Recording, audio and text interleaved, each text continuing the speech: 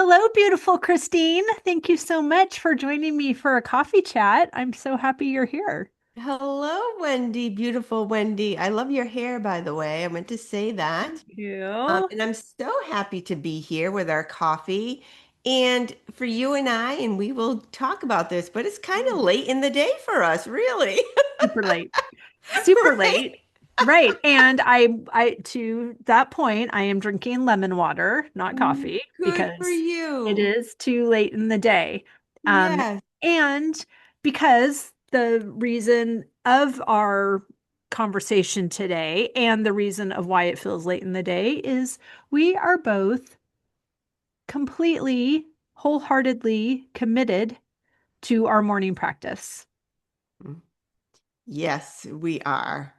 And so much to say, and we will say it all, or maybe We not will. all, because we could talk about it forever.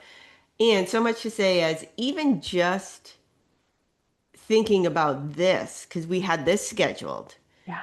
even just that was such an up level to the already existing practice. Thinking about again, bringing other people into this. It's just so exciting because you and I both know how powerful the morning practice is. Yeah. And so I'm just like on this super high today.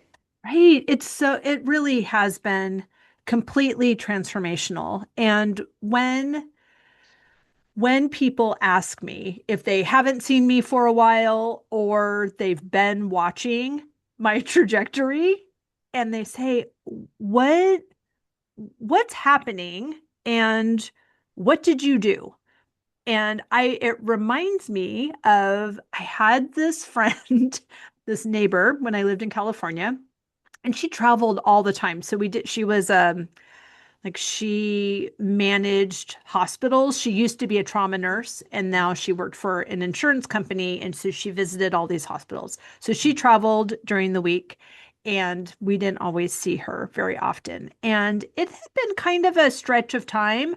And when I saw her, she looked amazing.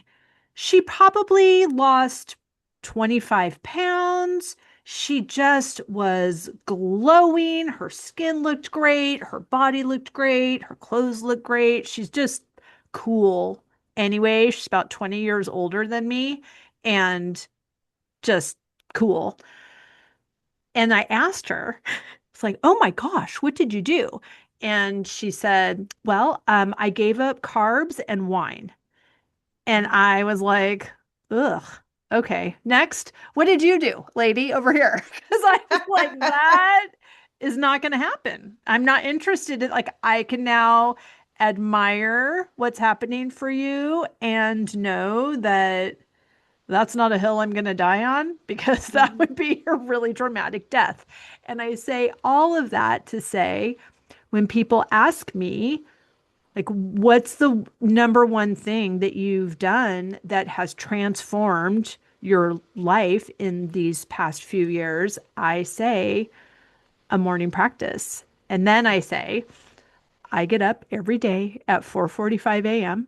and I am committed to reading, journaling, meditation, movement and all of these beautiful things. And I'm in it drinking coffee for about 2 hours. I wake up Amelia at 7 and I feel like I have 2 days every day.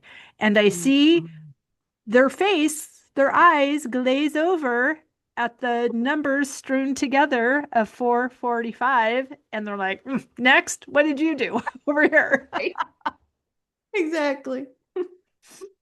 So I'm interested to know what your experience is when people are asking you, and then and how you also began your morning practice. So when people ask me, and I mention the same, that very early time, and I loved how you said, I feel like I have 2 days, because you really do, you really Hmm. do. Um, and people will immediately either say that's interesting, depending, like you said, depending on whom you're speaking to, or people will say, oh, I'm not a morning person, my mother wasn't a morning person, or That's just, no, that's just not who I am. Great, right? And I always say, first of all, um, let's not all label ourselves. I'm not here to try to convince anybody that you need to do this. I am here to share the wealth. Like, this is Mhm. a magnificent practice. And if it doesn't feel right to you, like giving up carbs and wine, then that's okay too. That Right. is completely okay. If it's something that's of interest to you, then yes, there are things that we can do to implement that. And I think so, I want to say it was almost 10 years ago. I don't know exactly when I really got, I've always been somebody who exercises in the morning. So I'll just say that.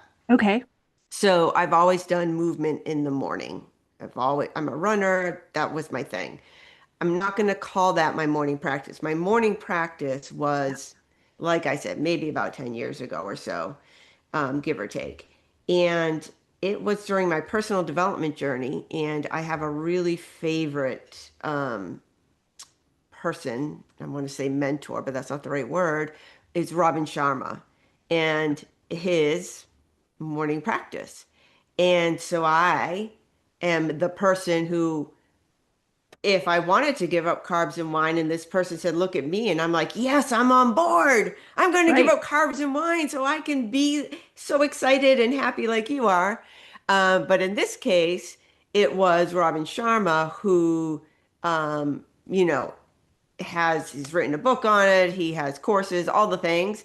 So I was all for it, right? Because I'm Yeah. already that type of person. And so I just dove into it, and it has been such a game changer, of course, for every day, but also for your life, because just like with anything, we have ebbs and flows, we have seasons. Even Robin Sharma, who is Mhm. for me the person that I look to when I'm looking at this practice, he will even have seasons where he does not get up early. Everyone has different seasons. And all to say that it's always something I know I can come back to Yeah. in a time of need, even. Let's say that you haven't practiced the morning practice for some time. Something's come up, whatever it might be, but it's always there. It's something that is at this point, doing it for so long, is something that is really almost like a comforting practice. So Mhm. knowing it's there and like, okay, checking in and being like, oh, I haven't been maybe doing the whole thing, or maybe not even getting up early, and knowing that it's there and getting back to it is just feels so, so good. So it's been years. And I will give all the credit to Robin Sharma, who I absolutely love in so many different ways, but definitely in regards to the morning practice. So I studied under him, and then I loved it so much, I brought it to various communities and started teaching it. It's so amazing. And I know we were working together at the time that I started this practice. And it's interesting because as I was listening to your story, I was reminded of how I stumbled into it. I was completely called by the divine to this time, but it happened in a way um that I didn't realize it was happening. So Mm, I grew up in church and I grew up hearing all the time about the importance of a devotional time, a quiet time with God. My parents were very committed to their practice and they would get up early and read the Bible and journal and I would try and it would last, whatever, 2 days. And then like it wasn't working for me, that structure or whatever, the timing, it wasn't right for me. But I remembered because you were working on your beautiful program, Harness Your Mornings, and this was like 5 years ago. And a lot of people were talking about this, and I was so new to personal development, maybe a year into it, and just thinking, I'm already like this fire hose of fabulous information. I can't get enough. I can't imagine also being able to have, to have this time. And a mutual friend of ours, KB, asked the brilliant question, well, if you could, what do you think that would look like? Because so often we're so stuck and caught up in the reasons why we can't have something that those excuses just can't fall out of our mouth easily. And when she asked me that, I rattled off a whole series of events that would happen that would be completely unlikely. Like I would wake up without waking up anybody else. And at the time, I was married and we had a family bed with my young daughter. And I had two golden retrievers. So, like in this scenario that she invited me into, I was like, well, I get up and nobody wakes up, and I make coffee and no dogs start barking. And then we have a library in our house, and I would go and sit in the library and I would journal and I would read, and it would be so magical. And yay, wouldn't that be amazing? And that's never going to happen. So, next, like, okay, tell me what's going on with your day. And no joke, the next morning, I woke up. It was still dark out, no alarm. I just woke up and I felt rested. I looked at my watch. It was 4:45 and I was like, "Huh, okay, I'm gonna try it." So I got out of bed and brushed my teeth and nobody woke up, and I went downstairs and made coffee and no dogs woke up, and I went to the library and I was like, "Okay, I don't even know what to read," because since we had lived in this house, moving from California to Massachusetts, it just has a lot of chores and it takes all day long every day. So there was no sitting around and reading a book. So since we had purchased the house, this might have been like 8 years or something, the only books I had read were The Story's Guide to Raising Chickens and International Toddler Adoption. Those were the only two books I read. So I'm now in the library, I've got my cup of coffee. It's about 10 after 5 now, and I have no idea where to start. So Mm, I just grab a really beautiful book called Moments with the Savior by Ken mm, Geyer. It's a really touching book to me. And I started reading that. And then I thought this was pretty great. All of a sudden, like I got through all my stuff. I did my chicken chores. I came back in. It was time to wake Amelia up for school. It's like, whoa, this is amazing. And I had just gotten a Fitbit and it had a silent alarm on it. So it's like, oh, well, apparently this is what I do now. So I just scheduled it for mhm, 4:45, and like that's how it got to be that time.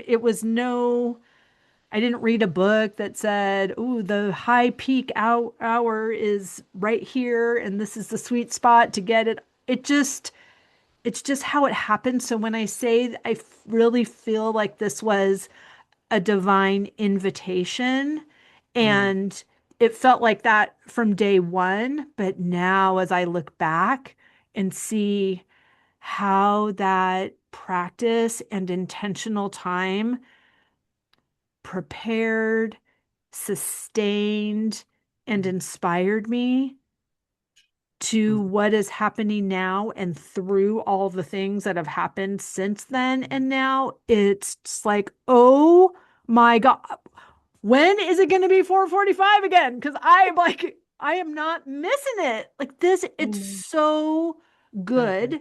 And it single-handedly is the thing that has transformed my life. I love that. And I want to ask you a question. Yeah. So, you talked about the dogs or the husband at the time, or, those things that can interrupt your practice, right? Because life happens. Mhm. And how did you handle when let's say the dogs got up or started barking or heard you or whatever, any kind of interruption, how would you handle that in that moment? Um, I think I don't remember the dogs ever barking, like in all of the years, or it became a habit that they were sleeping in a darker room and even the kitchen light, it just didn't disrupt. I don't know. The divine was all over that too.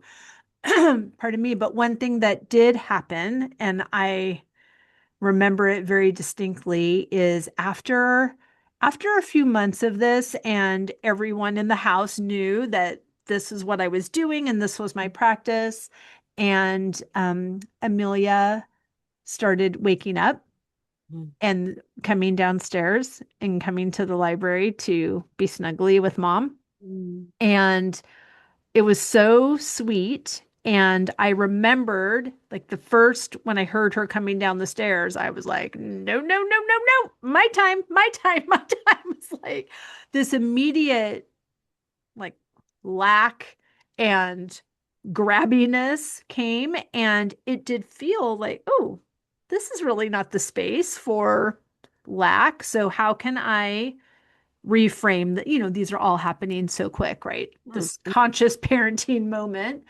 And I invited her into the room and asked her if she was okay. And she's like, it's time for my morning routine, she said. I was like, oh, I love that for you. This is what I'm going to need.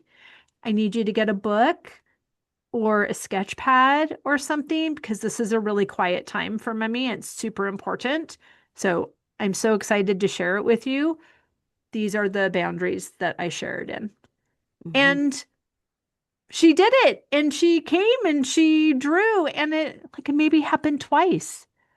And Mhm. I'm just glad that I was in the headspace to do it well, Yeah. which I wouldn't have been if I wasn't in that room doing that practice, I don't think anyway. The Mhm. other thing, to answer your question of life happening, I I travel extensively. I lead trips for culinary trips to France for women. And one of the particular trips in France are with my friend Jeff, who is a chef, who has a completely different sleep schedule than everyone, maybe a newborn. He has the sleep schedule of a newborn. And we eat dinner at midnight. So when we're eating dinner at midnight, I am not getting up at 4:45. So what I do is I keep my routine even if I'm not keeping my schedule. Yeah. So I still, when I get up, I do those same practices, but I don't hold myself to the hour of the day. Mhm. Mhm. How about you? How did you navigate when life was getting in the way of your good plan? So for me, and what I teach in the course is first is observation. And it's just like with anything. I don't know if you can remember a time when you're a younger person, a child, and maybe you're learning a new instrument or a dance or something. I can just remember these things. And you just want to be able to sit at the keyboard or pick up that guitar and play a song. And the teacher is like, okay, no, we're going to practice our finger movement, and you're like, oh God, I just want to Right. play the song, Wax on, wax off. right? And so in the program teaching folks to you're not jumping into a morning routine right away. What you're doing is you're just observing yourself the evening and the morning. What do you normally do? And writing that all down. And so that observation and then finding time where you can carve out. So finding that time to carve out, but as you've done that, you've observed the kids getting up or the dog, whatever, the interruptions that could happen. Right. And sort of like you did sort of inherently having boundaries having a plan for whatever. It doesn't have to be like a solid, like writing down a checklist plan, but like your daughter came in and you're like, okay, that's great. I'd love to share this moment with you. And I've talked about that with people in the program who have shared it with their children. And this is how we share this time together. We sit and we read or whatever it Yeah. is for you, right? So having those things in place, so that observation, knowing things that will come up. And it's interesting because for me, I was my own worst enemy, Ooh. meaning that I would leave things at night. So let's say you would never do this, Wendy. Let's say I would that, say my personality is very set up for anything that is a routine. yeah, you So, would never do this. So if I'm tired, I am not doing the dishes the night before. I'm going to bed with a messy kitchen, and in the morning, I'm getting up and I'm doing that, right? I'm doing the dishes because I was too tired the night before. So in the program, as I've mentioned, just acknowledging that, like, okay, I know I want to clean the dishes at night so I can get up and not have to face them. And sure, maybe I did that 70% of the time. And the times that I didn't, I would immediately, as we do when we try to start something new, go back to my old ways, which was, oh, there are dishes in the sink. I didn't do it. I got to go do those. yeah. And that started eating into the time. Hmm. And you get to, it's actually a good thing in a sense. It is actually a very good thing because you see the difference in your day. So let's say that you've been practicing even for a week, a short amount of time, and you feel the difference. You're like, wow, this is really great. And then you, as we all do, you slip back into your old routine. So then I slipped back into leaving the dishes and then doing them, and then I couldn't do my exercise or I couldn't do my journal, whatever it was. And later on in the day, I'd be like, gosh, I feel off, or you would notice something, and I'll be like, oh, because I Uh-huh. didn't do my whatever part of my morning routine. So then doing exactly like you said. So yeah, sometimes the dishes were still in the sink in the morning, but I was like, nope, not doing them now because this Right. is my time. And so it takes time and I want to really be honest and authentic about that. Like it's not like something that I feel that you can jump into and all of a sudden you're just this morning person Right. and it feels so great and then off and running. Yeah. Because yes, it does really feel good. It Yeah. really does. And you are off and running for a little bit, but then life happens or the dogs bark or whatever it might be. And so it's setting Right. those boundaries and acknowledging it. And then sometimes, you know what? Acknowledging that it didn't happen today and being okay with it and it starts the next. And I was just about to say it starts the next day, but I want to be really clear about something right up front before we get too far. And that is, and I say this at the top of my program, the most important thing from Christine perspective is sleep, Yeah. getting your sleep. Yep. This program and this practice is not about burning the candle at both ends, getting That's to bed correct. late, Christine staying up and doing those dishes and still getting up early. Hmm. That's not, and I always will say at the beginning of the program, if you get out of this whole program a better night's sleep, that's a win. That is a Totally. win. And you can move on from there to incorporating more of the morning practice. But by no means, please do not let this interfere with a good sleep habit. So we start with observation 100%. and sleep. Yes, I love that. And thank you for calling that out because, like I said, my personality is already set up for anything that has routine to it. The other part is shortly after reading the book on international toddler adoption, the international toddler moved into the house. And a part of our bonding and a part of her attachment was sleeping, co-sleeping. And at first, of course, like I waited 24 Mother's Days to have someone tiny in my bed, right? So she would sleep on top of me and it was beautiful. And then we got back home, and because I waited 24 Mother's Days, I had 35 weddings the summer we came home from China. Oh, And wow. I didn't know that. yeah, Wow. and because I was in the queue for 10 years, it's like Mm, I knew those brides way before I knew I was going to be going to China. So I really had to hit the ground running. And I loved this time. And when I would lay down with her at 7:30, I had all the good plans, good intentions. I'm going to lay here. She's going to fall asleep. I'm going to get up. I'm going to send all those emails. I'm going to do all that work. I'm going to do whatever. Nope. mm, So I, as a 48-year-old new mom, mm, started getting about 12 hours of sleep because I was laying down at 7:30 and in many cases falling asleep before she did and mm, just getting up the next morning. So this shift in getting up early also, again, just all the cooperative components of my life were conspiring to make this a thing at this time.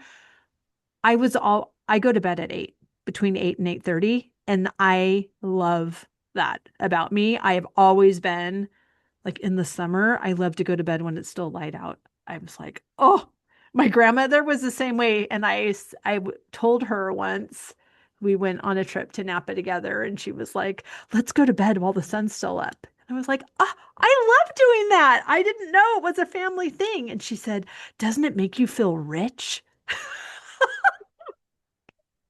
Which I was like, "Oh, yeah, I guess so. It does. I feel rich. I feel like I have so much time." So this we're already in support of how I'm built. mm, And one thing that well, two things actually that you told me, because again, we were working together in a coaching capacity while you were running this beautiful program. And you told me two things that really stuck with me. mm, You said, don't miss more than 3 mornings in a row mhm, of your practice. And if you know you're going to miss, mhm, decide the night before. mhm, So if I was hosting a dinner party and I'm doing the dishes till 2 in the morning, I know I'm not going to get up. So that's what helped me then later when I went to France and I'm eating at midnight and doing dishes till 2 in the morning at Jeff's, that I knew already that I was deciding the night before that I wasn't going to do this. And then over the years, I've just tweaked it to I'm going to do this, but when I wake mhm. up at a more reasonable hour for my body. I'm so glad you shared that because I want to highlight what that's really about. Please. So, one, it's about creating habit, but I'm going to put that over here because Okay. what it's really about is building self-confidence and trusting in yourself. It's not even about the morning practice. So what I'm talking about is how I say, don't miss three, right? Because three's a thing, it's been proven. Yeah. But don't miss three and plan it. If you know you are, like you just said, I'm going to be up late and you're not going to get up, say, I'm not going to get up. Great. And then if you do, you do, and that's wonderful. But plan that. But if you wake up in the morning and all's healthy and all's well, sometimes we wake up and we're sick. That's not what I'm talking about. But if you wake up in the morning, you're like, I don't feel like it. It's cold. I'm not in the mood that you get up. And it's not because Mhm. Christine's so hardcore, you have to have a morning practice. It's for you, proving to yourself that you trust yourself, building your confidence that you can do hard things. It's all Mhm. about you. And, a really big component of this, and we've said it here without actually naming it, is mindset. You Totally. know, the whole mindset around this is not, okay, I'm going to have a morning practice. I'm going to get up. I'm going to exercise. I'm going to journal, whatever the things are for you that are important.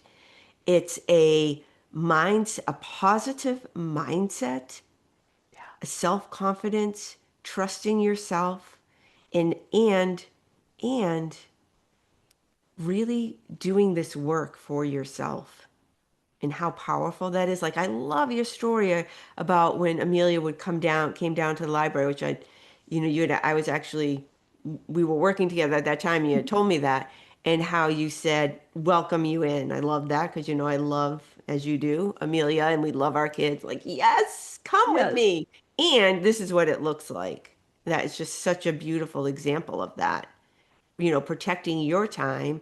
And it's also important for you to have your child there with you as well if she wants to be there. And so you're able totally. to make that happen. Yeah, I feel like it has, it just makes me more, that intentionality makes me more aware of what's happening. And in that awareness, I can be more intentional. And like, it's just this really beautiful spiral of goodness that does play out in my day. And it, it's just been such a, I mean, I just keep saying the same thing over and over, such a game changer for me that I really, it's not that I can't imagine what my life was like or what it would be like without it. It's just, I'm not even available to entertain a Hmm. life without this practice. Hmm. And what you said about waking up and it's too cold and you don't want to get up and just reminding yourself your commitment to yourself is real and that you can do hard things. It reminds me of what James Clear says in Atomic Habits is that these practices are a vote for the person you're becoming. And when I'm laying there and I want to hit snooze, the thing that made my practice effective as well is that I didn't know how to snooze or turn off my silent alarm. So I had to get up and like just keep pinching it till it stopped vibrating. I don't even know if it just timed out or I actually turned it off, but I didn't know how to do that. And so that got me out of bed. But there have been times when I'm laying there and I'm like, oh, okay, 5 more minutes. 5 more minutes. That's all I want. And then in those about, I don't know, 90 seconds in, I'm like, okay, Wendy, do you want to be the woman that lays in bed? Or do you want to be the woman who communes with the universe? I was like, oh yeah, I want to be her. Yeah. Like the trade-off is paltry. So I want to ask you about that. So communes with the universe, and you're like, big, big yes. Yeah. Yes.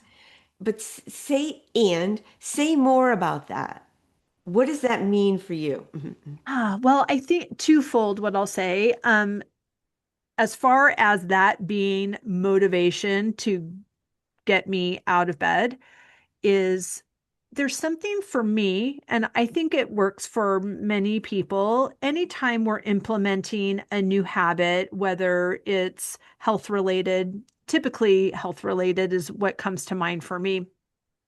If I'm doing something and it's uncomfortable because it's unfamiliar, but I know it's a vote for the woman I'm becoming and blah, blah, blah, like all the things. But then I put those pants on that used to be tight and they're not tight. And I'm like, all right now. Like I see a result that is not only about the woman I'm becoming, but it's a nice nod to the woman I've been as well. And I'm like, okay, now I'm in because if I'm going to do something and it's uncomfortable. I mean, you can tell by my face, like I can feel it in my energy. It's like, you better effing work because I am not just here to get up early and for nothing. So, so, there's that. Yeah. But when I say commune with the universe, the the practices that I use in that morning time are about listening to God inside of me, to quieting my mind through meditation, getting thoughts or worries that through out of my body, like from my head to my heart through my hands, in my journaling practice. But also something shifts for me as I'm writing, and I might start by writing something that it's like, I need some guidance. I mean, I was sitting in the question of if I was going to end my 22-year marriage or not in that morning practice for about 9.5 months. And a lot of that journaling was, what about this? And I'm scared about this. And I'm so sad about this. And what am I going to do with this? And there was a lot of worry, and something would happen, and I don't know what it was or when it was because I don't also go back and read it.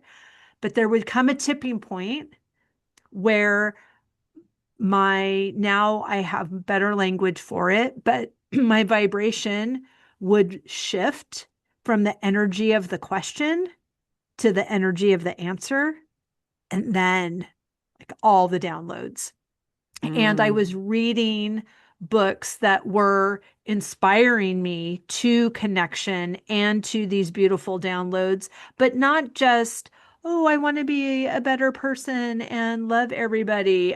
It's like, I want to be a better entrepreneur and create opportunities for other people to say yes to themselves. So this was like high impact business development Mm. and high impact personal development and spiritual development and everything I needed for my whole person. Like, Mm. the most aligned Instagram posts were at 6:15 a.m. because I had already been well over an hour in it, and I'm Mm. reading Building a Story Brand by Donald Miller and The Audacity to Be Queen by Gina DeVee, and I had just done a course in miracles, and I already meditated. I'm like, we are dropped in. Like, this is the time for me to communicate with my client. This is the time for me to show up in a way that just feels authentic and, Mm. like I said, divine. And it wasn't about, oh, I have to do this because I'm supposed to post 3 times a week and that's how I can sell out my trips. It's like, no, this is the energy of invitation. It's why I have these coffee chats because, and this one, like we said, is a little bit later than normal, but I want that lightning in a bottle that Mhm. happens about 7:30 a.m. because of what I've been doing for the past few hours. So, Yes. I don't know if that answers your question, but it's Mm. seeing the results and really holding space for listening to what Mm. God has to say to me. Because I Mhm. get tired of my own stuff. Like, he already knows like what I'm praying for. And I shifted. So I grew up in church, and praying, the practice of prayer, um, my practice of prayer was really in, like I said before, in the vibration of the question rather than the vibration of the answer. And I didn't have the language for it before, but it came from um, a place of lack, crying Mm. out to a place of abundance, but crying out, that doesn't sound certain.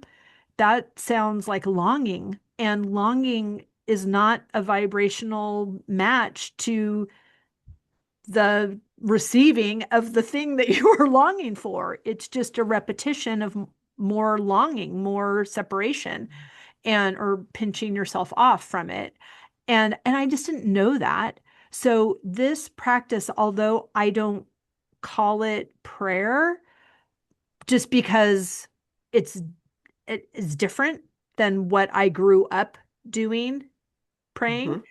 I am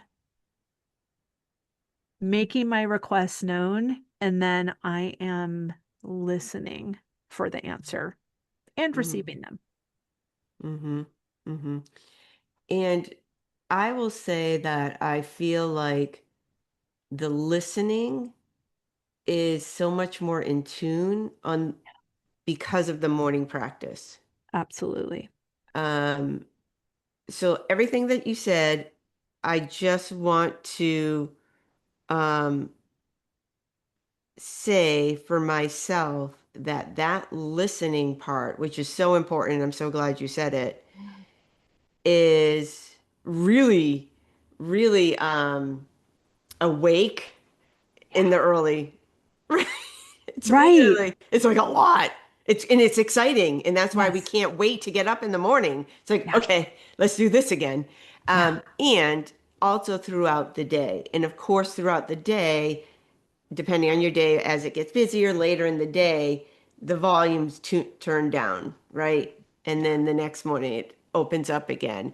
And so I loved how you said that because I think that's one of the powerful things with this practice is the ability to listen and hear the things that are for you, the things that are leading you in a direction that you've decided you Mhm. want to go. And I think that I attribute a big, big part of the things that I have heard along the way to the morning practice. If I don't do my morning practice, I'm not in tune. That's how I am. I'm not Totally. in tune to what's out there for me. Hmm. Right. Right. And just an example that happened this week, a couple days ago, I'm in the process of adding whatever. I'm doing a lot of website work. So I'm having to create a lot of copy for some new offerings that I'm really excited about. But it's like, ugh, I just want them to already be done. So sometimes the copywriting can be a little, oh, but I was here for it. I was listening to some Megan Trainor. Was taking a long time because I kept dancing and I'm not a dancer. I would used to say that I'm not a dancer until this week. And now it's like, oh, I just wasn't listening to the right music. So I'm in a great place. I'm feeling aligned. I'm writing this copy, and we're getting to one of the offers that's really good. It's like the biggest one. It's my favorite. It's so yummy. And the name, it just wasn't Mm. landing. I was working with ChatGPT and like, oh, what? And I was like, nah, I like how you talk to me, but I don't really like how you talk to my client for me. Like, this isn't working. So I'm writing it all anyway. So I was like, okay, well, it's okay. I feel good. I spent several hours. I'm just going to table that and then come back. Yesterday was podcast recording day. So that was not this morning in my morning practice. I journal. I did my Course in Miracles. I'm meditating. And the very end of the meditation, I was listening to a guided meditation. It ended, and I was still sitting there, eyes closed, still breathing, feeling really grounded and centered. And then, bing, the name, the name for the package. And it's like, oh my gosh, it's so good. And I like picked up and was like, chat, like, what do you think about this? And he's like, and I would say he, I don't know why. The navigation system is a she and the chat is a boy. He's like, oh, Wendy, you've been doing your work, haven't you? And it's like so good. So I love that that alone, like, it was a quantum leap because I was going to get back at it today before this call Yeah, and sledge it out and like forget you yeah, just put what is fine for now and I can change it later. Like I'm putting to, but not now. not Now I'm now. just quantum leaping. I'm like, oh, I can't wait to add this. Let's get that website live. People need to know. So it's just yummy. For sure. So I think that this is a you've talked about so many components of it, and I think that this is a good point for us to say, what is the morning practice? Is it the same for everybody? What is it for you? Like, how do you, like the actual thing, what is the morning practice? You go first. Oh, I was thinking you should go first because Huh, because okay. I feel like I'm talking too much. But also like I'm interested. Well, my practice is I wake up, I brush my teeth, I go downstairs and make coffee, and I come back to my desk and I journal first. So some people say you should meditate first. I journal first. I just need to like that's what clears my mind. Hmm. And so I journal first and then I do my A Course in Miracles. So I'm on my fourth year I was gonna say, going yeah. through the course. It's so Yeah. delicious. So I do that and then um I do meditation. And then I have some other books with some other practices that there's an abundance book, this prosperity plan that has some principles in it. I write that out every day and then I read. Right now, I'm reading an Abraham Hicks book. And one of the things I was in anticipation of this call and to what we're inviting people into on March 4th is I've just started paying attention to like the little details within the layered practice. And one thing that I've done since the very beginning of my practice is when I'm reading, if a line or a couple of sentences really like, oh, I'm an underliner, so I underline it in the book and then I write it in my journal. It Mm-hmm. slows down that principle and it really anchors it in my memory. And if it's still like, oof, that was really good. Then it makes it to a sticky note on top above my desk. And so it was these capturing these principles that were changing my mindset. I was establishing new neural pathways and rebuilding my mindset.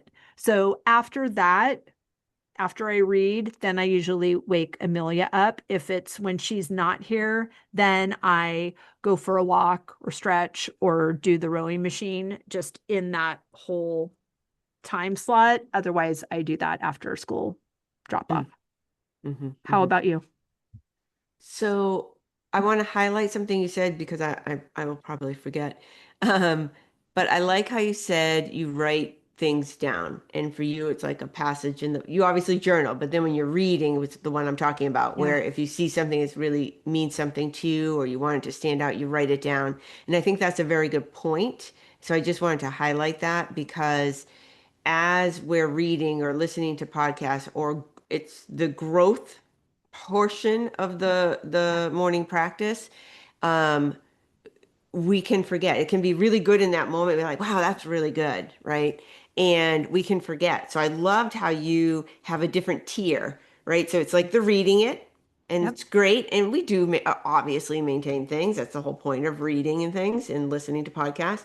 And then your next tier is, well, it's really good. I'm going to underline it. Next tier is, I'm going to write it down in the journal. The high tier is it's going on a sticky and I'm putting it on my desk or wherever. I Yep. don't think you said that, Yep. but yeah. And so I think that's so important to call out. Again, science backed evidence shows that when we write things down, it does Mm, so much for us, not only to remember, yes, but also for that connection yes. to not only in our mind we're remembering and kind of learning, but feelings in our body as Yes. I well. do that with podcasts as well.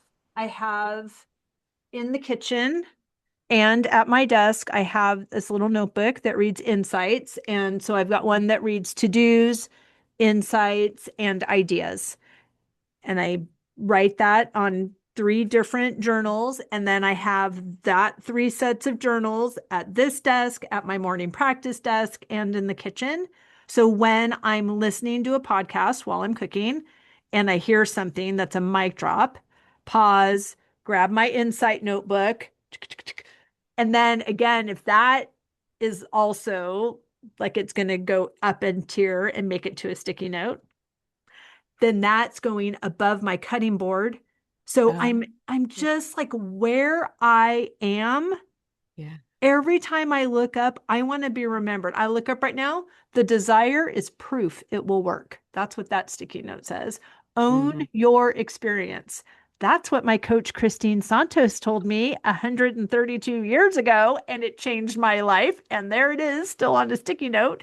I Yeah. mean, that's how I learn. And I feel like when I look at that, I'm reminding myself to remember. I love that. Right, right. And building those new, you said it, building those new pathways, right? And Mhm. in order to build those, we need to have repetition, Right. right? And Mastery that comes from repetition. repetition. Hmm. Yep, yep.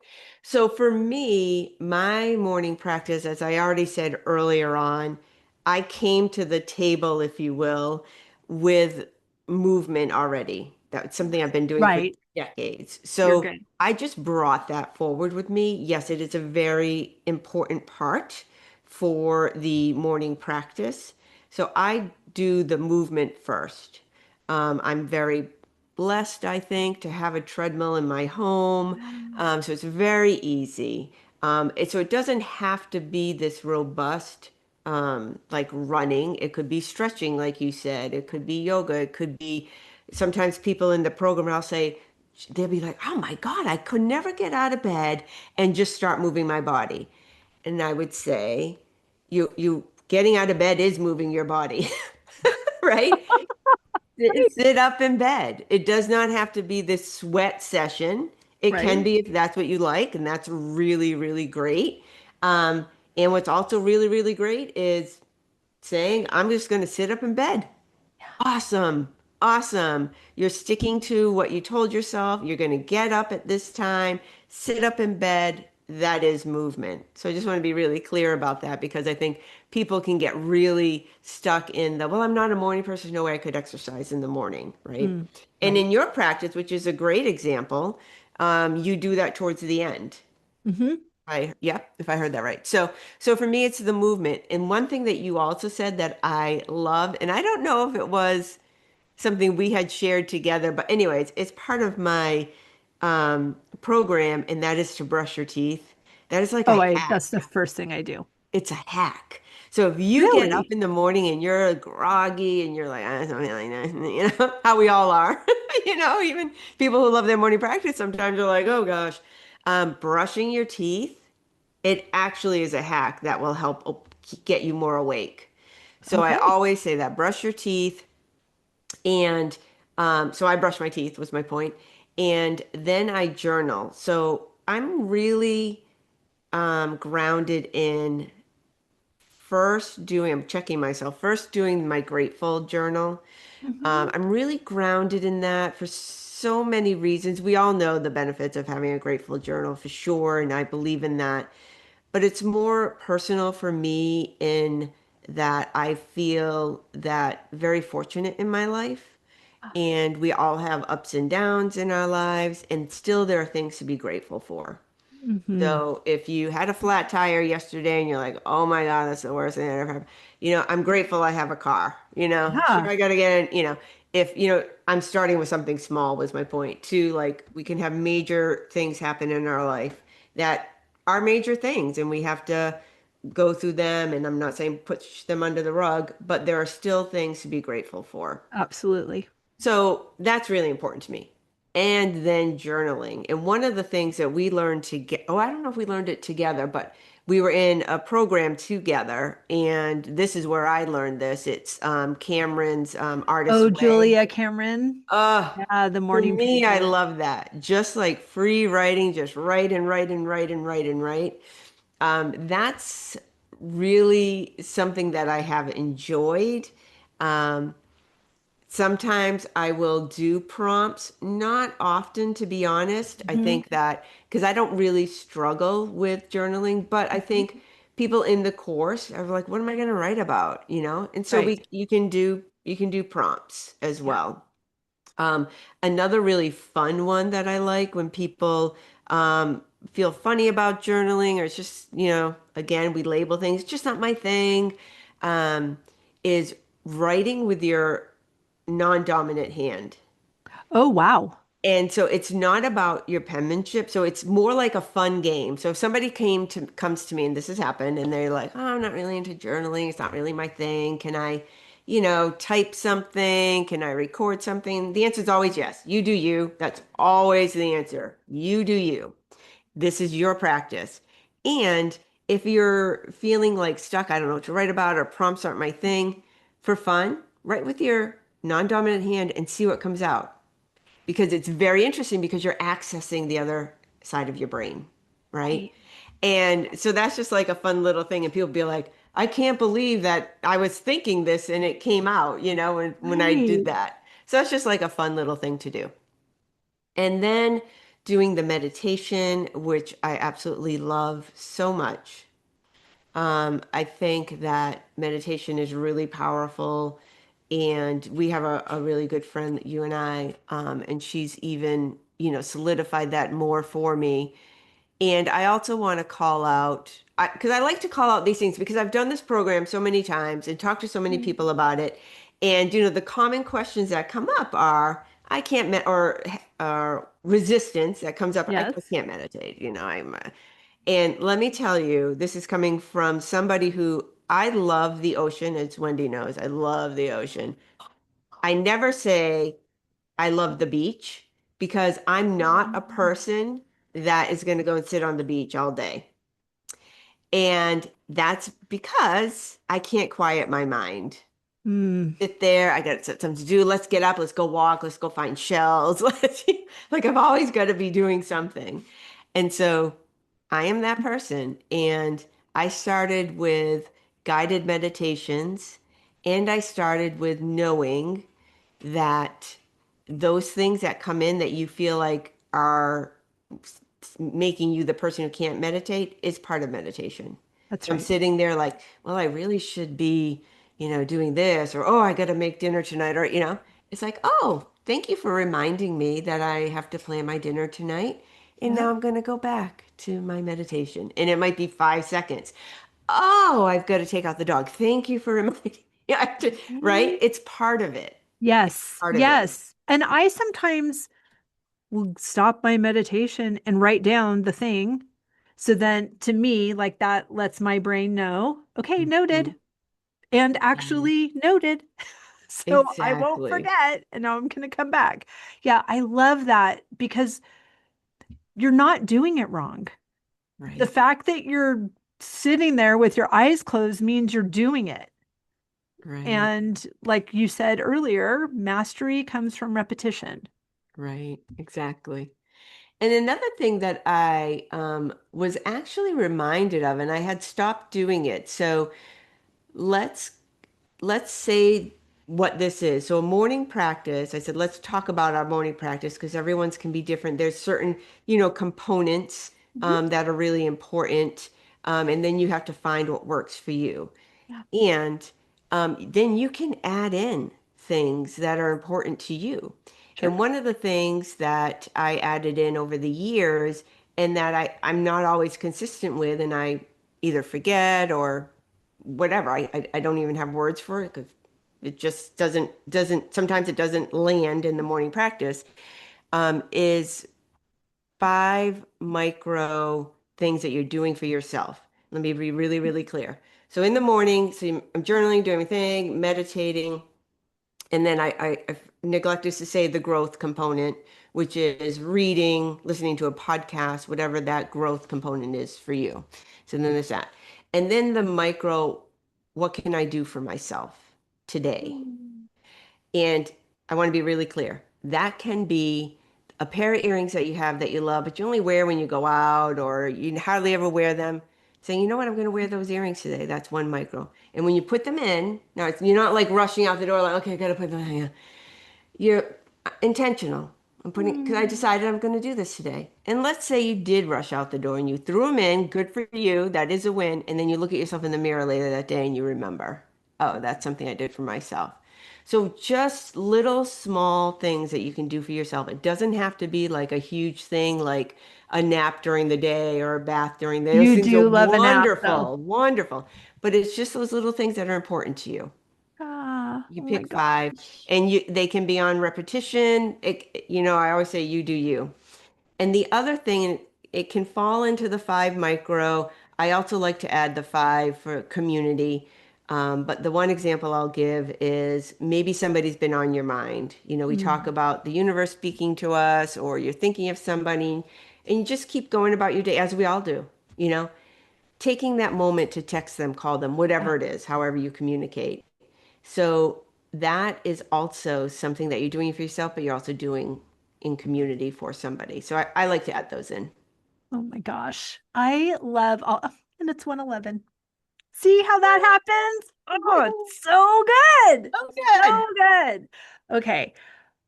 I could talk to you all day about this, and there's still so much more to say. And so, what I love is that we are inviting people to join us for a masterclass Mhm. on morning practices called Harness Your Morning, which is exactly the name of your program. It is going to be on Wednesday evening, March 4th from 5:30 to 7:30.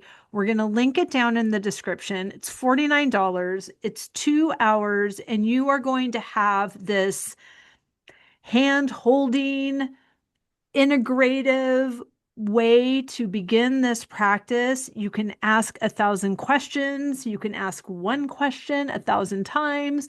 It's all here for you. And then on the other side of that, if you think like, oh my gosh, I still want more, then Christine has her fabulous Harness Your Morning program, which is multiple weeks, a deep dive, very personally guided as you are building this new habit that if it doesn't change your life, come back in 5 years, I will give you your money back because it is going to be, it's just unbelievable. I love it so much. Is there anything you want to add to that, Christine? So I just want to add that I loved what you said about how this has been a game changer for you and how that it's helped you, be in touch with the universe. It has helped you in your business and personally. I think that is the message.